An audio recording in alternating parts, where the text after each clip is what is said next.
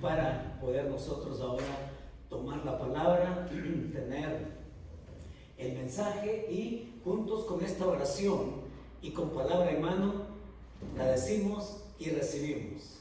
Y decimos juntos: Señor, en este momento dispongo mi corazón y mi voluntad para ser oidor y cumplidor de tu palabra en obediencia.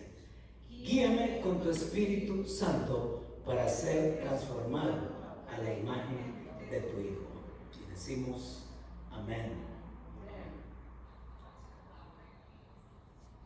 Pues los Juegos Olímpicos que se suponía tenían que celebrarse el año pasado se postergaron para este año 2021 por las razones que ya todos conocemos. Y como lo dice la prensa internacional, van a ser los Juegos Olímpicos más extraños de la historia, por las mismas razones. Pero este hombre que ustedes ven acá, este es Jesús Ángel García Bragado, mejor conocido como Chuzo García Bragado. Y él es un especialista en marcha olímpica. Este hombre también va a hacer historia en los próximos Juegos Olímpicos. ¿Sabe por qué? Estos que comienzan ya la próxima semana. Este Chuzo va a hacer historia porque este hombre va a ser parte de los más de 11,000 atletas de nivel élite que se van a congregar allá en Tokio para competir. Y este hombre tiene en sus piernas 13 campeonatos mundiales y tiene 7 Juegos Olímpicos en sus piernas. Y este hombre, al celebrar sus 8º Juegos Olímpicos a partir de la próxima semana, va a ser el único hombre en la historia que ha llegado a celebrar tantos. A sus 52 años, este hombre ha tomado estos Juegos Olímpicos como su retiro también. Y ahí está este Chuzo García Bragado. Y él tiene una experiencia en esta especialidad que se llama marcha olímpica, y que él dice lo siguiente: en toda mi vida, dice él, en toda mi vida he completado alrededor de 70 competencias. ¿Y sabe cuánto dura esta competencia? Dura 50 kilómetros. 70 veces este hombre ha corrido o ha marchado 70 veces 50 kilómetros. Es un hombre con un paso firme. Pero él dice también que una vez, fíjense, una vez yo doy el primer paso, dice él, la carrera la tengo asumida. Y también dice esto otro: cuando doy el primer paso, la paliza no me la quita nadie, porque es una carrera muy sufrida. ¿Y saben cómo hace este hombre para entrenarse? ¿Saben cómo ha hecho este hombre para entrenarse durante todo este año pasado para llegar a tono a los Juegos Olímpicos que comienzan la próxima semana? Pues él ha estado entrenándose en una cámara especial, en una cámara climática, en una cámara que le simula las condiciones climatológicas de Tokio. Durante todo el año, él se ha estado entrenando en una cámara que le simula la altura, que le simula la temperatura, que le simula también el calor, la humedad de Tokio durante los días que va a estar compitiendo allá. ¡Qué cosa!, ¿no? Y una vez, dice él, doy el primer paso, tengo la carrera asumida. Pero también lo mismo le pasa a los cristianos. Una vez que nosotros damos el primer paso de fe en confianza en Jesucristo, mis hermanos, también la carrera la tenemos asumida. Y durante esa carrera vamos a tener que sortear toda clase de obstáculos. Y durante toda esa marcha vamos a tener que enfrentar toda clase de complicaciones. Pero es interesante que el apóstol Pablo, al escribir a los tesalonicenses, Se lo ha dicho ya a otras iglesias a las cuales él escribe. Pero Pablo, en otra de sus cartas, él les dice que yo corro, dice, corro no como a la aventura. Dice él que no corre como golpeando el viento, porque él dice que su carrera no es un simulacro, su carrera es una carrera de realidades. Su carrera es una marcha donde se va a encontrar todo tipo de situaciones, circunstancias que le pueden parecer ácidas, ocasiones que le pueden causar dolor. Eso lo tengo bien claro, dice Pablo. Y si le tuviéramos que poner a Pablo las palabras de este corredor, también Pablo nos diría: una vez yo doy el primer paso, la carrera la tenemos asumida. Nosotros también podríamos decir lo mismo. Una vez dimos el paso de fe, la carrera, mis hermanos, la tenemos asumida. Por eso es que el título de hoy, a donde nos metemos en Primera de Tesalonicenses, capítulo 1, versos del 4 al 10, el título que yo le di hoy al mensaje fue este: marcha al paso de la gracia. Marcha, así como lo hemos cantado, ¿no? Así, firmes, adelante, huestes de la fe. El título que yo le puse en esta ocasión a nuestro mensaje es: marcha al paso de la gracia. Porque Pablo lo que va a seguir hablando de estos tesalonicenses, recordemos el contexto, lo encontramos en el versículo 3, donde él ha dicho: constantes en la esperanza. Y en esa constancia, Pablo asume que también se van a encontrar en situaciones que muchas veces les va a hacer dudar, les va a hacer quizás pensar en retirarse de esa competencia. Quizás les va a llevar a reconsiderar si es que acaso están en el camino correcto con Jesucristo. Pero Pablo desde el principio les ha dicho que ustedes son constantes en la esperanza. Y pasa a continuación en el capítulo 1, versos del 4 al 5, nos va a referir el primer principio. En los versículos del 6 al 7 el segundo, y del 7 al 10 el tercero. Y juntos estos principios nos van a llevar a la ruta de la gracia, para que la gracia nos esté marcando el paso. Y vea lo primero que Pablo les dice ahí en el versículo 4 y 5, que ahora leemos. Dice así: porque, dice Pablo, conocemos, hermanos, amados de Dios, vuestra elección. Pues nuestro evangelio no llegó a vosotros en palabras solamente, sino también en poder, en el Espíritu Santo y en plena certidumbre, como bien sabéis cuáles fuimos entre vosotros por amor de vosotros. El primer principio que Pablo les comparte y anima a estos tesalonicenses es este: es que tu respuesta al evangelio prueba que eres escogido. Tu respuesta al evangelio prueba que eres escogido. Y fíjense cómo Pablo se personaliza con ellos, al punto que les dice: conocemos, les llama hermanos, amados, conocemos de Dios vuestra elección. Es cierto que Pablo, Silvano y Timoteo han escuchado las credenciales de ellos por otros, pero es que Pablo ha conocido de cerca, y por eso es que él puede personalizar aquello que le es evidente. Es Pablo, Silvano y Timoteo que vieron nacer esta iglesia, como lo adelantamos el domingo anterior.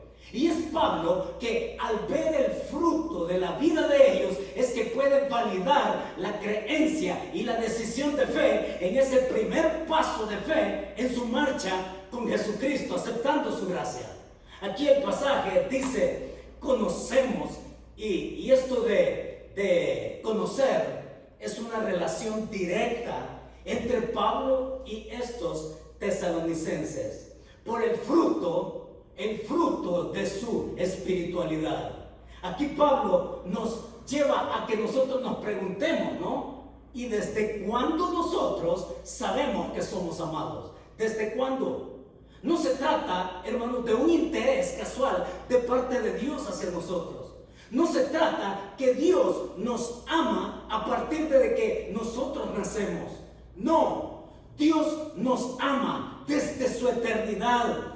Desde ahí Dios ya piensa en nosotros, se interesa por nosotros y nos ama al punto que el profeta Jeremías, ¿sabe qué dijo el profeta Jeremías? Jeremías recoge las palabras de ese Dios eterno y es Jeremías que registra estas palabras. Con amor eterno te he amado, por tanto, dice el Señor, te he prolongado mi misericordia. El mismo David en uno de sus salmos dice, mi embrión vieron tus ojos. Es que Dios se interesa y es que Dios nos ama, no a partir de que nosotros nacemos. Dios nos ama a partir desde su eternidad. Desde entonces Dios nos ama y sabemos cómo es que nos ama también. ¿Recuerda usted cómo nos ama el Señor? El Señor nos ama dándonos la mayor muestra de su gracia. La mayor muestra de su gracia concreta que se llama su Hijo Jesucristo. Y es interesante el pasaje, hermanos, porque en el versículo 4, mire qué palabra la que usa ahí Pablo. Conocemos de Dios vuestra elección. Y esta es una doctrina de esas verticales. Lastimosamente, muchos discuten y se contrarian tanto con la elección. La elección ya es un tema de discusión que un tema de experiencia y de reconocer la soberanía de Dios. Es cierto, Dios nos elige y en ningún momento está en que Dios elige a unos para ser salvos y elige a otros para ser condenados. Entendamos un poco qué es la elección. La elección acá que Pablo menciona tiene que ver, hermanos, la elección supone la gracia que todos recibimos por igual, creyentes y no creyentes. En los beneficios de la gracia, que muchos la llaman común, Dios bendice a toda persona, sea creyente o no. Dice la Escritura que Él da la lluvia, hace caer la lluvia sobre justos e injustos. Dios bendice. Su gracia es completa y es amplia y Él bendice tanto al que cree como al que no cree. Y por eso es que muchos la han llamado gracia común, gracia general. Pero oiga, la gracia común no resulta en salvación. La gracia que Dios muestra es precisamente para que la persona venga y lo conozca de otra manera a ese Dios que lo busca. Y es esa gracia que también supone gracia salvadora. Y cuando hablamos de gracia salvadora, es porque Dios mismo atrae a la persona. Es Dios mismo que le muestra su gracia. Es Dios mismo que se le ofrece en su gracia. Y es la persona que no le exime la responsabilidad de tomar una decisión. Así es como se entiende la gracia. La gracia se entiende que a pesar de ser pecador, Dios bendice a las personas con esa gracia común. ¿Y sabe por qué es gracia? Porque no hay nada que el hombre tenga que convenza a Dios que actúe en favor de él. Eso es la gracia, la soberanía del Dios que toma la decisión por sí solo, que no se ve influenciado por el mérito o por el demérito que puede tener alguien. Dios actúa en completa libertad y no se ve condicionado por nadie. Él escoge, Él elige. Te elijo venir a mi gracia, que me conozcas, pero es tu responsabilidad decidir aceptarla. Qué lindo lo que le está enseñando Pablo aquí, ¿no? Qué bárbaro. Y este Pablo, en esta primera instancia, les lleva y les dice: conocemos vuestra elección. Y la elección, mis hermanos, la respuesta que le damos al Evangelio prueba la elección de alguien. El cómo respondemos al Evangelio, a las buenas nuevas, es como probamos que somos escogidos. Una persona puede acercarse a Dios, escuchar tanto de Dios, Dios hablándole de la gracia que todos los días se pone de manifiesto. El hecho mismo de amanecer al día siguiente ya es muestra de su gracia. Y Dios continúa en su obstinado amor, queriéndonos acercar a Él. Pero es el hombre el que tiene la responsabilidad de creer y de aceptar. Te elijo para que respondas. Y muchos no responden. Pero la respuesta, les dice Pablo acá, pues nuestro evangelio no llegó a vosotros en palabras solamente, sino también en poder, en el Espíritu Santo, y oigan, en plena certidumbre. Es decir, la clara evidencia de sus frutos espirituales muestran inequívocamente que ustedes son elegidos. Así que espero que todos tengamos claro, hermanos, que ser elegido es en virtud de cómo respondemos a la gracia que Dios nos ha mostrado en su Hijo Jesucristo. ¿Podríamos decir amén a eso? Lastimosamente, muchos han tomado la elección como tema de discusión. ¿Saben cómo hacen algunos para hablar de la elección? Se acercan a la elección a partir de cuestionar a Dios, que por qué elige a unos y por qué no elige a otros. Ese no es el punto. El punto de la elección es que Dios actúa en plena libertad. Y en esa plena libertad, Dios no se ve influenciado por nadie para tomar una decisión. Por eso es que Él es soberano. Y Él escoge a la raza humana para mostrarle su gracia en amplitud y su gracia particular en su Hijo Jesucristo. Y es la persona que decide tomarla o rechazarla. Eso es lo que nos ofrece en el versículo 4 y 5. Ahora, hay una segunda cosa. Fíjense lo que sigue en el versículo 6 y 7. Y vosotros, dice Pablo, vinisteis a ser imitadores de nosotros y del Señor, recibiendo la palabra en medio de gran tribulación, con gozo del Espíritu Santo, de tal manera que habéis sido ejemplo a todos los de Macedonia y de Acaya que han creído. Y ahí, el segundo principio que Pablo pasa a darles es este otro, el fruto. En los versículos 6 y 7, el fruto que das, dice Pablo, prueba tu nueva vida. Así es, tan simple, ¿no? El principio es claro. Tu fruto da prueba de tu nueva vida, de tu nueva espiritualidad, que estás activo, está diciendo Pablo acá a esta iglesia. Y cuando estamos, hermanos, en esa nueva vida, tenemos una nueva perspectiva de todo.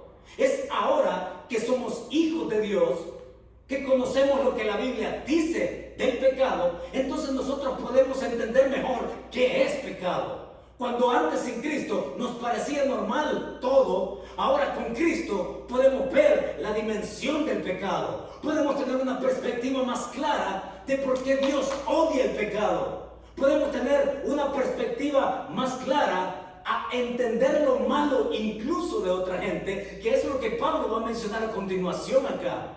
Tenemos una perspectiva de lo malo, porque hermanos, es esto, que la gente haga cosas malas no significa que Dios sea malo, ¿ya? El que la gente decida hacer lo malo no significa que Dios sea culpable de eso. El que la gente haga lo malo no significa que ese haya sido el propósito de Dios para el ser humano. No, podemos entender mejor la dimensión de lo que es la maldad cuando tenemos a Cristo en una nueva vida, que entendemos por qué Él odia el pecado y muchas otras cosas más. Pero venir con este punto acá es que muchas cosas en nuestro caminar se nos ponen más claras. Por ejemplo, también el decir que tenemos una disposición de ir en esa marcha. Y en esa marcha, dice Pablo, ustedes han venido a ser imitadores de nosotros. Y es que, ¿en qué sentido esta iglesia vinieron a ser imitadores de ellos?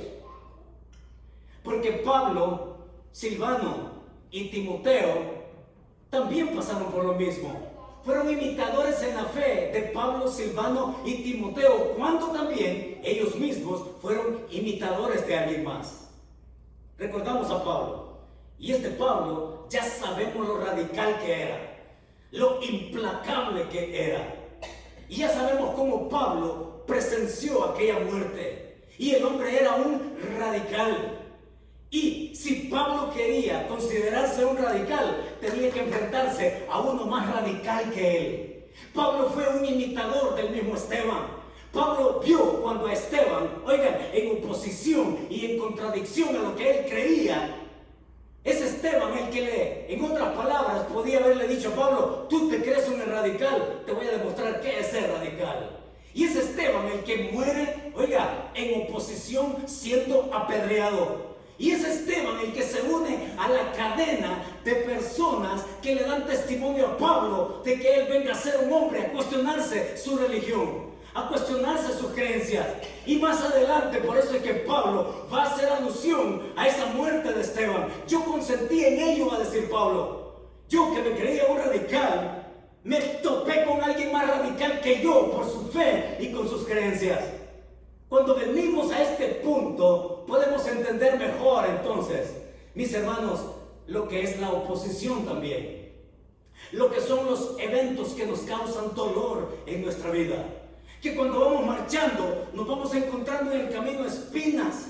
Y nos vamos encontrando un camino escabroso. Y que muchas veces lo que menos viene son respuestas y vienen más dudas, inquietudes. Recuerda el pasaje que acabamos de leer hace un momento al principio, Romanos 8, 28, ¿lo recuerdan? Y sabemos, dice, que a los que aman a Dios, todas las cosas ayudan a bien. Esto es, a los que conforme a su propósito son llamados. ¿Qué está diciendo Pablo allá? Que le interesa tanto que también los tesalonicenses tengan claro. Y es que cuando Pablo dice ya, todas las cosas nos ayudan, todas, sin excepción, tanto buenas como malas. Así que es un gran momento para preguntarnos y chequear un poco qué cosas son por las que estoy pasando que no son tan buenas, que no son tan positivas, pero que al fin y al cabo Pablo dice, todas ayudan a bien. Ahora, la pregunta que le hacemos a Pablo desde aquel pasaje de Romanos 8 que leímos al principio es, ¿qué significa bien en aquel pasaje? Todas las cosas ayudan a bien. Y todo el pasaje está saturado de oposición. Y el pasaje está saturado de persecución. Y el pasaje está saturado de estarla pasando mal. ¿Y por qué Pablo tiene que decir en tales circunstancias que todo lo malo que podemos estar pasando me ayuda a bien? ¿Qué quiere decir Pablo con eso? Y el bien Pablo lo explica ahí en aquel pasaje. Dice, conforme al propósito de Dios. Y el propósito de Dios, dice Pablo allá mismo, es que sean conformados a la imagen del Hijo. Ese es el gran bien, el mejor bien, lo que Dios quiere de nosotros en cualquier circunstancia. Ahora, venimos acá y note cómo es esto, como para que revisemos qué estamos pasando hoy por hoy nosotros en nuestras eventos de la vida. Pablo está diciendo ahí, viniste a ser imitadores de nosotros. Y note que en el capítulo 2, verso 14, dice también ahí, porque vosotros, hermanos, vinisteis a ser imitadores. Vamos a volver a esto más adelante en nuestra serie, pero les está diciendo, vosotros vinisteis a ser imitadores de nosotros, porque ustedes creyeron, ustedes tuvieron fe, así como cuando nosotros también tuvimos fe en creer en el Señor Jesucristo. Fuimos imitadores de ello. Pero luego en el versículo 14 del capítulo 2 dice, vosotros vinisteis a ser imitadores. Y lo que les va a explicar Pablo ahí es de la persecución que ellos tuvieron de su misma nación, de los griegos, estos que los persiguieron por su fe. Y Pablo los compara y dice, a ustedes les pasa como nos pasó a nosotros estando en Judea. Los judíos persiguieron a Pablo ahí en Judea. Son imitadores de nosotros, no solo en la fe, sino en estarla pasando mal. Pero hay algo cuando se pasa mal. Atención a esto, hermanos. porque esto nos puede cambiar quizás la actitud de aquello por lo cual nosotros estamos pasando en este momento. Él habla de gozo. Ahí, en el verso 6, al final, porque recibiendo la palabra en medio de gran tribulación, con gozo del Espíritu Santo. Hay algo en la oposición, hay algo en las circunstancias que nos están pasando y que son negativas. Porque yo le pregunto, ¿qué es la reacción natural nuestra cuando estamos pasando malas cosas? ¿Qué es? Le voy a decir qué es, para que no pensemos mucho. Y estoy seguro que me va a dar la razón, porque el resultado o lo que viene inmediatamente como respuesta automática cuando hay dolor, cuando hay circunstancias duras, es incertidumbre. La respuesta natural nuestra no es gozo. La respuesta natural nuestra es incertidumbre. La respuesta natural nuestra es también esa preocupación, esa ansiedad, esa queja, esas dudas, ¿no es cierto? Todo eso, lo primero que viene es todo esto. Lo que no viene automáticamente es el gozo. Nadie reacciona con gozo cuando le dan el diagnóstico que no quiere oír. Nadie alaba y exalta al Señor y tiene gozo porque le quitaron el empleo, ¿no es cierto? Es que el gozo no es la respuesta automática, hermanos, pero hay algo que ocurre cuando la estamos pasando mal. Lo que ocurre es lo que dice aquí, que el fruto del Espíritu Santo es el gozo. Y es en medio de esa pérdida de empleo que la persona puede decir: soy hijo de Dios, Él tiene un propósito para mí y Él puede enseñarme algo. Él quiere mostrarme algo y Él quiere formarme en algo. Cualquier otra circunstancia de enfermedad, falta de trabajo, qué sé yo, cualquier otra circunstancia negativa. Y lo interesante es esto, hermanos, que el gozo no significa negar el dolor. El gozo no significa negar la realidad. No, perdí el trabajo, la voy a pasar mal quizás, pero el Señor está conmigo. Y es que el Espíritu Santo, con su gozo como fruto, nos pone en perspectiva de quiénes somos para Dios. El gozo es posible cuando nosotros, en medio de la prueba y del fragor por lo que estemos pasando, saber que Dios tiene formación de nuestro carácter. Decir que el gozo se puede desarrollar cuando venimos, mis hermanos, a tener esta esperanza, a ser constantes en la esperanza. Pero ¿saben qué pasa? La respuesta de muchos es: mejor renuncio. La respuesta de muchos es: me voy de la iglesia.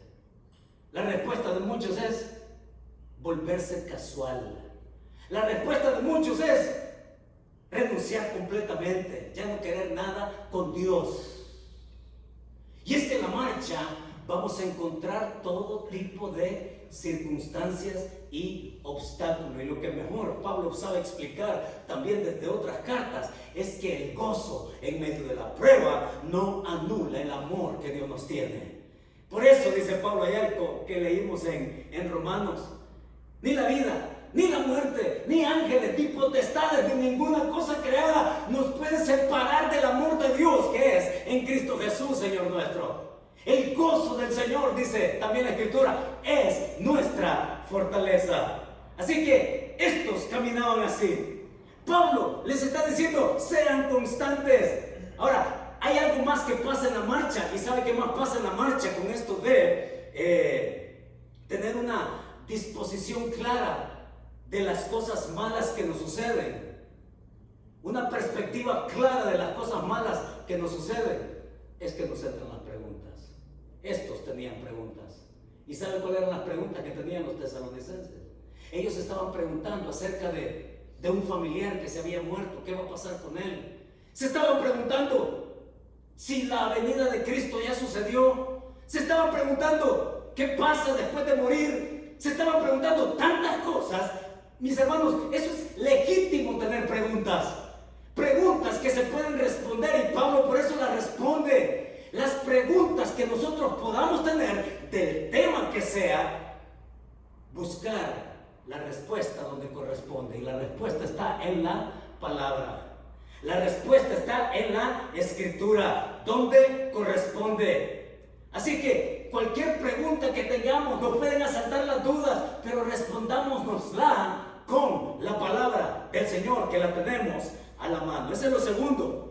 Lo tercero que Pablo va a decir en el pasaje, verso 8, ya nos pone a nosotros en la marcha de esto que viene. Dice: porque partiendo de vosotros, dice Pablo, ha sido divulgada la palabra del Señor, no solo en Macedonia y Acaya, estas eran las provincias romanas, sino que también en todo lugar vuestra fe en Dios se ha extendido, de modo que nosotros no tenemos necesidad de hablar nada, porque ellos mismos cuentan de nosotros la manera en que nos recibisteis y cómo os convertisteis de los ídolos a Dios para servir al Dios vivo y verdadero, y esperar de los cielos a su Hijo, al cual resucitó de los muertos, a Jesús, quien nos libra de la ira venidera. ¿Cuál es el tercer principio? Y el tercer principio es esto otro, hermanos: la gracia que proclamas a otros prueba tu compasión por ellos. No solamente se trata de recibir los beneficios de la gracia salvadora y punto. Se trata de marchar y de caminar y de avanzar, pero también se trata que esto que he recibido, esta gracia, yo la puedo proclamar, y cuando la proclamamos, entonces probamos nuestra compasión por los demás que andan perdidos. Eso es lo que Pablo en esencia está diciendo. Y entonces miren en qué manera el alcance de Pablo de la fe de estos tesalonicenses. Les dice que a partir de ustedes sea la palabra corridos. Y qué interesante, porque Tesalónica era una ciudad portuaria, una ciudad de comercio, una ciudad donde masas de gente entraban y masas de gente salían. Era un lugar tan estratégico porque la fe de esta gente, de todos estos que estaban al paso, mírate, les está diciendo Pablo, sigue viéndote como recurso de Dios, instrumento de su gracia por aquellos que están de paso, como por aquellos que son también residentes. Sé instrumento de Dios en su gracia, superando barreras geográficas. Miren hasta dónde llegó. Llegó más allá de Macedonia, de Acaya, en todo lugar, dice, vuestra fe. Tanto que nosotros, al llegar a un lugar, ya no tenemos que decir nada porque ya lo escucharon de parte de ustedes. Qué lindo, ¿no? Ese es el punto en que el Señor nos pone hoy en nuestro tiempo. Somos su recurso estratégico para que otros oigan, aquellos que están al paso o aquellos que son residentes. Mis hermanos, seguimos siendo el instrumento de Dios, de su gracia para esa gente. Utiliza las oportunidades también. Es decir, hablando a otros, que podamos mirarnos con esa necesidad de urgencia, dice Pablo, porque miren, hermanos, la necesidad de urgencia en el pasaje es porque la venida de Cristo está cerca. Eso es lo que Pablo pone y lo va a tratar en la primera y en la segunda. ¿Saben qué? Sean instrumentos de Dios para comunicar su gracia a otros, porque ese sentido de urgencia, porque Cristo ya viene. Y yo pensando en esto, he estado viendo todo lo que ocurre a nuestro alrededor. Saben que no solamente es la urgencia porque Cristo viene pronto, es la urgencia porque nuestra gente alrededor gime. La gente alrededor nuestro gime, se lamenta, se duele. Es gente que vive allí, que gime. Ahí en Romanos 8 que hemos leído, Pablo también habla de gemir. Y dice Pablo ahí que la naturaleza, la creación, gime por ser restaurada. La creación fue maldecida a causa del pecado del hombre. Y Dios, dice Pablo a los romanos, la sometió a esperanza. La creación está en la espera de que sea restaurada. Pero no es el único gemir que se menciona allá. Es un gemir de nosotros, dice Pablo. También nosotros gemimos para que nuestro cuerpo sea glorificado, sea llevado a la gloria del Señor. Y no solamente somos nosotros, también el Espíritu gime, dice, clama y ora por nosotros en nuestra debilidad mientras marchamos en esta vida. El Espíritu Santo ora con gemidos indecibles.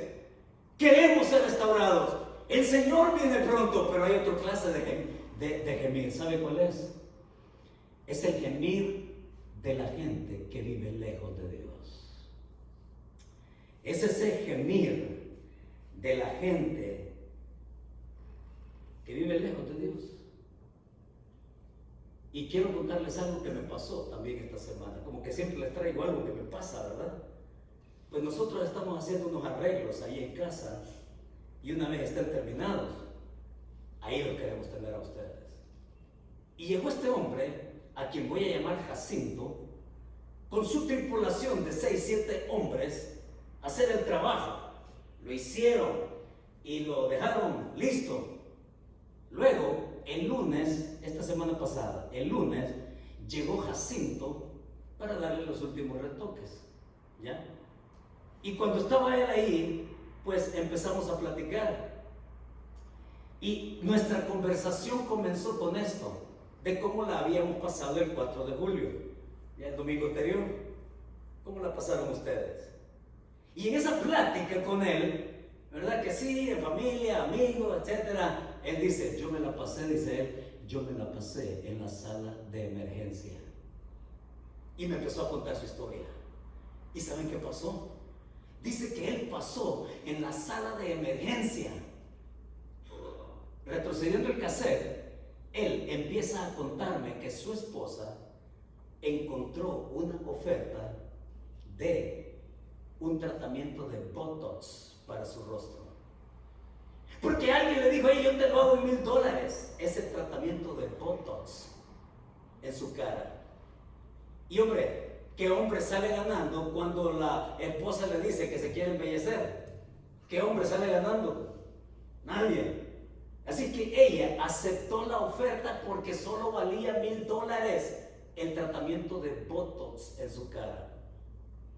Y va y le pone inyecciones. Y ya inmediatamente, los 2 días siguientes, le empezaron a aparecer ampollas en la cara. Y esas ampollas se le empezaron a agrandar. Y esas ampollas también empezaron a llenar de pus. Y la carne y las mejillas se le estaban ennegreciendo, oscureciendo. Y ese fue el momento en que va allá a la sala de emergencia y dice que el doctor que la atendió en la emergencia empezó a apretarle así, a apretarle, y cantidades de pus saliéndosele por sus mejillas a su esposa. Y por eso estaba ahí él todo el día en la sala de emergencia. Pero la historia no termina ahí. Sucede que la mamá, o sea, la esposa, convenció a su hija que se hiciera también el tratamiento de Botox, porque solo valía $1000. Y viene la hija y también se lo hace. Y a la hija también le ocurre lo mismo. Pero no termina tampoco ahí la cosa. Porque esta hija convenció a sus otras 2 hermanas que se hicieran el bendito tratamiento de Botox en su cara. De tal manera que ese hombre, como pasó el 4 de julio, me contaba, me decía que en una misma mañana el mismo médico vio a 4 diferentes miembros de su familia, a su esposa, a su hija y a sus otras 2 hijas por parte de papá. Y que cuando el médico las estaba atendiendo, le decía por el apellido, ¿no? Y tú eres familiar, ¿o qué? El mismo médico. Ahora, ¿qué pasó después? Me estaba contando todo esto. Se tomó todo el tiempo para platicarme de esto. ¿Y sabe qué aprendí yo? Aprendí que que cuando uno concede el derecho de escuchar a alguien, también uno se gana el derecho a ser escuchado. Y cuando él me dice que pasó en la sala de emergencia todo el día con su esposa, su hija y las hermanas de ella, cuidándolas, y ahora después él dice, y tengo que trabajar duro, me dice, para pagar la cuenta. Ya saben ustedes, ¿no? Y cuando yo le escuchaba, después él atentamente me escuchó. Y le digo, qué bueno que usted está cuidando a su esposa y a sus hijas. ¿Sabe por qué? Porque eso es amor.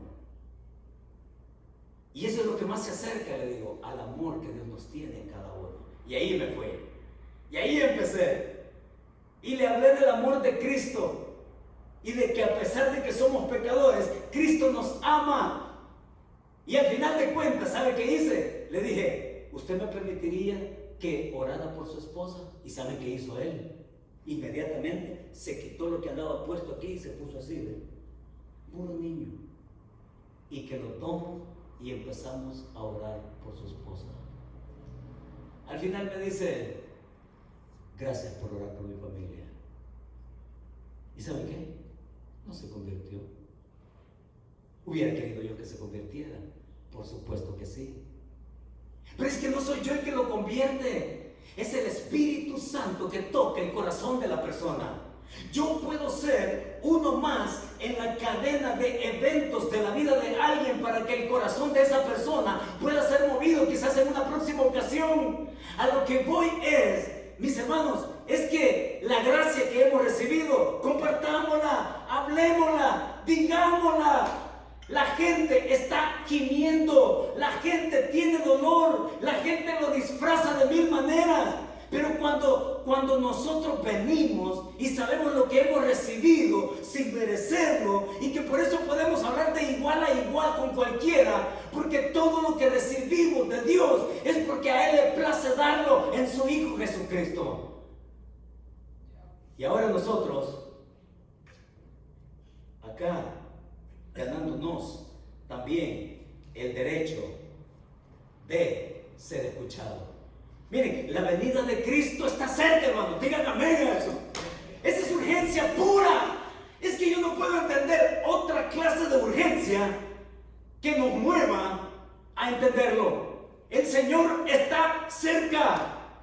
El sentido de urgencia de que Él viene, y note cómo en el pasaje dice, y esperar. Me encanta este Pablo. Es que estudiar a Pablo en sus epístolas es una riqueza, porque Pablo, la manera en cómo lo explica, oiga, él comienza desde arriba y dice Pablo, desde los cielos, y esperar desde los cielos, allá donde el Señor a su Hijo, al cual resucitó de los muertos, es decir, prueba de su divinidad, prueba de su soberanía. Y dice también a Jesús, usa su nombre terrenal, prueba de su humanidad. Y también dice, quien nos libra de la ira venidera. Esto es urgencia pura, hermanos. Mire cómo en el capítulo 2, verso 19, dice ahí, porque ¿cuál es nuestra esperanza, o gozo, o corona de que me gloríe? ¿No lo sois vosotros delante de nuestro Señor Jesucristo en su venida? Ahora noten el capítulo 3 y el verso 13 también. Dice ahí Pablo, capítulo 3, verso 13. Para que sean afirmados vuestros corazones, irreprensibles en santidad delante de Dios nuestro Padre, en la venida de nuestro Señor Jesucristo con todos sus santos. Y miren el 4:13 también dice, tampoco queremos, hermanos, que ignoréis acerca de los que duermen, para que no os entristezcáis como los otros que no tienen esperanza. La gente está muriendo sin esperanza. Y por si fuera poco, en el capítulo 5, verso 23, mire cómo cierra Pablo acá. Y dice él, y el mismo Dios de paz os santifique por completo, y todo vuestro ser, espíritu, alma y cuerpo, sea guardado irreprensible para la venida de nuestro Señor Jesucristo. Es que hablar de la venida de Cristo, hermanos, está a las puertas. Es urgencia pura, pero también hay otro tipo de urgencia, porque el tiempo de la gente es mucho más corto. Aquí podemos estar hoy y no vernos ya más el próximo domingo. Mucha gente ha muerto en ese edificio allá en Surfside, en la Florida. Mientras dormían, la muerte llegó a ellos. Así es la cosa. Así de urgente es gente muriendo sin esperanza. Entonces, Pablo nos dice acá, en esta verdad que nos llevamos a casa, Pablo está diciendo, ve al paso, ve al ritmo, ve al paso de la gracia, usando las oportunidades para proclamar esperanza en Cristo. Constantes en la esperanza, hermanos.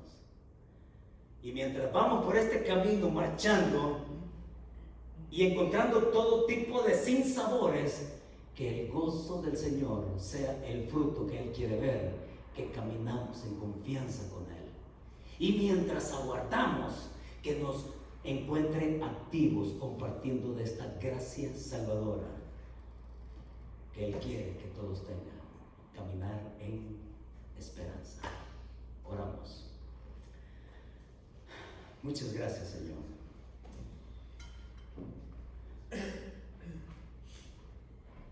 Porque lo único que pudiste ver de nosotros fue nuestra pobre condición de pecadores. Y te trajo tanto placer mostrarnos tu gracia, Señor, que al creer en fe en tu Hijo Jesucristo, darnos por elegidos por ti en tu amor. Ese amor eterno con que nos has amado. Y porque en nuestro caminar y en nuestra marcha, tu Espíritu Santo, Señor, continúa haciendo una obra hermosa en cada uno de nosotros. Yo oro, Señor, para que los eventos que en este momento podamos estar pasando, yo te suplico que tú confirmes esa gracia tuya en tu presencia y ese fruto de tu Espíritu afirmándonos, moldeándonos tú, Señor, en el gran propósito, en el gran bien que tienes para cada uno, ser formados a la imagen de tu Hijo. Oro que ese clamor de tu Espíritu Santo, con gemidos indecibles en tu presencia, sea también, Señor, lo que nos motive a seguir confiando. Esas dudas, preocupaciones, ansiedades, preguntas que podamos tener, Señor, que las podamos responder donde corresponde, en tu palabra. Danos el discernimiento para encontrar respuestas en tu palabra, Señor. Muchas gracias porque eres el Dios soberano, el que nos ha escogido para el propósito de su propia gloria en Cristo Jesús. Señor, que esta semana continúe siendo una semana llena de tu gracia y que en respuesta a ella podamos, Señor, caminar en obediencia a ti. Úsanos también para hablar de esta gracia a otros. Danos ese privilegio. Abre puertas y así probarte, Señor, probarte que tenemos compasión tal cual tú la tienes con aquellos que necesitan esperanza. Bendito sea, Señor, en el nombre de tu Hijo Jesucristo. Amén y amén. Mis hermanos, que Dios nos bendiga.